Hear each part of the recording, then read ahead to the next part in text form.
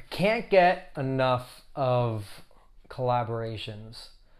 And Doc Martens are very particular on when they collaborate with another brand or another artist or another establishment. And I love that. I mean, it's fun when I get to see other brands I respect and admire, like Converse, doing all types of licensing and collabs and stuff. But it's very respectable that Doc Martens is as particular as they are. So the fact that we're getting the second collaboration with Jean-Michel Basquiat is absolutely phenomenal. So obviously Jean passed away decades ago, but the mark that he has made through his artwork has remained. So the folks, I guess, in charge of his licensing, his estate, have collaborated with a couple of different brands, and most notably, and what I'm here to talk about, is what they've done recently with Doc Martens. There was a previous video that I did about the 1461s that were part of the collab. They were 60th anniversary, but not a 60th anniversary limited editions from last year. They were absolutely gorgeous. You can check out the video I did about them. It's a fun one, and I definitely still geek out on them. But when they did that, they did a juniors, they did a 1461, and then they did a 1460. I think the biggest feedback that I heard from people was people wanted the juniors design on an adult shoe or on an adult style. So it's very cool that we end up getting that on the 1461. So I just want to knock that out straight off the bat. Other thing is I ended up getting both this time. The other 1460s that came out prior are definitely super, super cool. And you know, these videos that I do are not sponsored. They're completely a labor of love. You know, in order to really make a dent and have like a living doing YouTube videos, you got to have at least 1 million views for each of these videos, and I don't get that. And it'd be nice if I got that. But honestly, you know, my whole intention of this is completely altruistic. If I get an opportunity to kind of break even with this and I can have a collection for free and stuff, that would be fantastic. But otherwise, this is honestly just my hobby.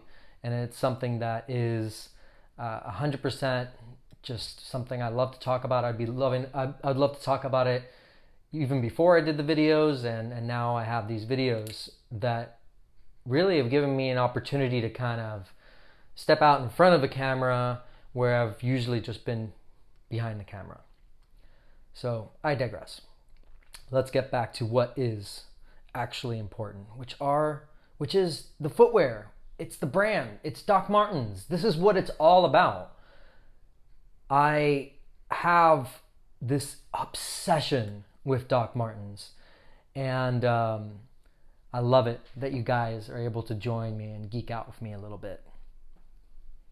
So let's get started with the 1460s. Jean-Michel Basquiat 1460s of summer of 2021. What a rad shoe. But that's not the first thing I want to talk about. I actually want to talk about the box. The box is amazing.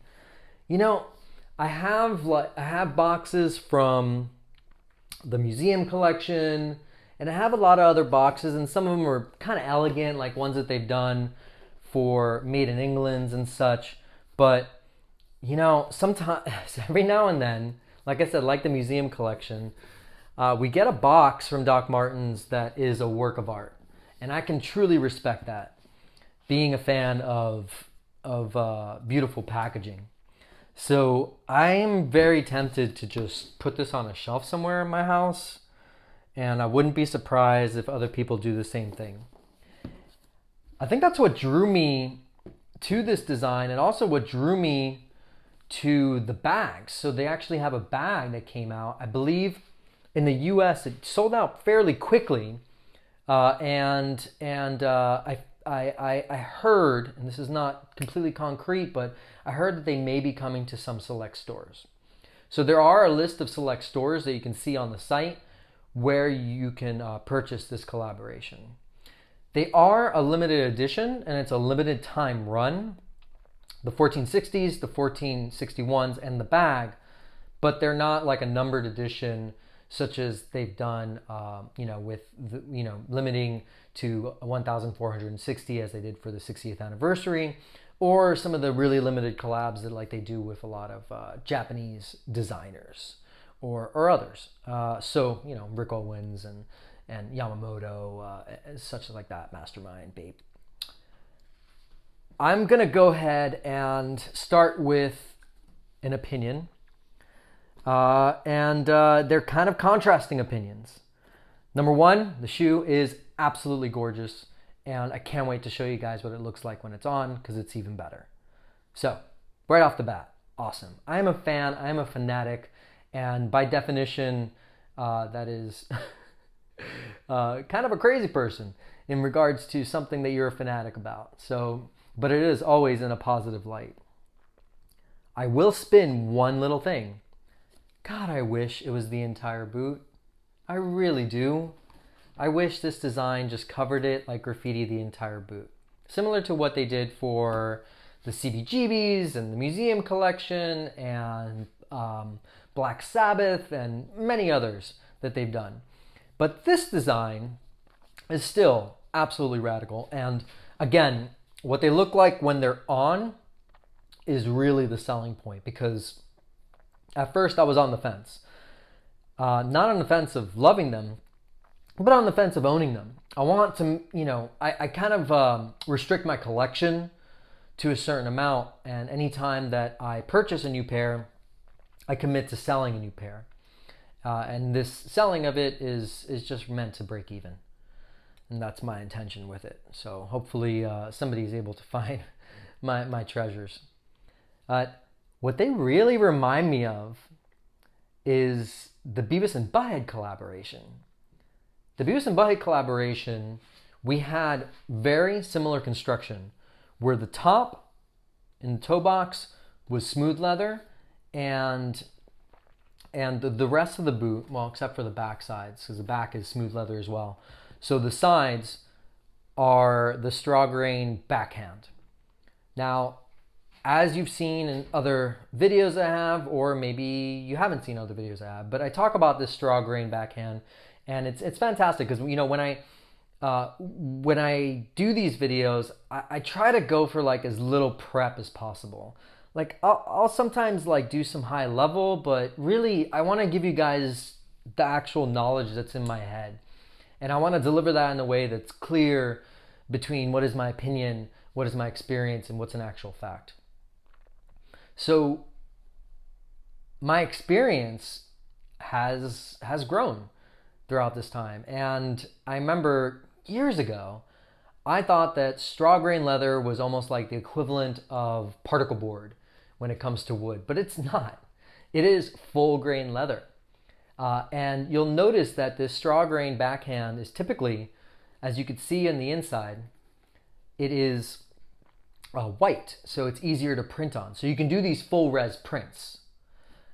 I have a video that I did, and I keep referencing videos. Oh God, I'm gonna try to stop that because it's not about the video and it's about the docs. But if you wanted to look into more detail, I kind of extrapolate and just go into it in different topics. And I do make a video, or I have made a video for full res docs, and one of the biggest questions is I get scuffs on my full res docs, end up seeing white, and then people are not happy with that, and my response to that, being again a fanatic, somebody definitely obsessed, is own those marks proudly.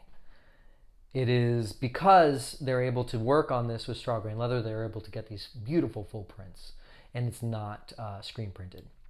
And that's that is, you know, that's what you got to balance out. That's the pros and cons to it.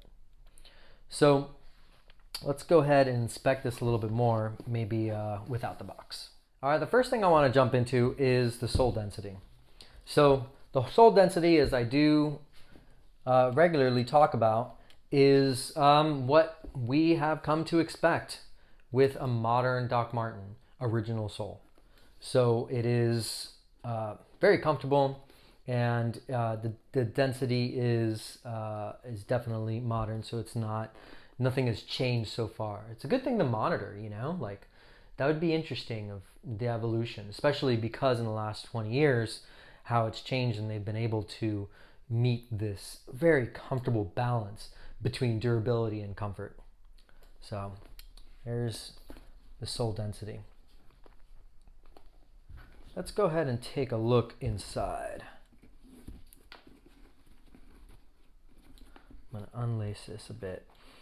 I've been going back and forth with my lacing, you know, continuing what they start when you buy them from the store and so forth, and then doing it my way. And you know, it all depends on how much lacing I wanna show. And for something that has an all over print like this and has black lacing, I feel that it needs more of a contrast. So it's good for me to continue the lacing system that they start when you get them from the box, which is you're going from outside to the inside instead of from inside to the outside. Hopefully that makes sense. But in the end result, you end up with the tips and the laces coming into the shoe.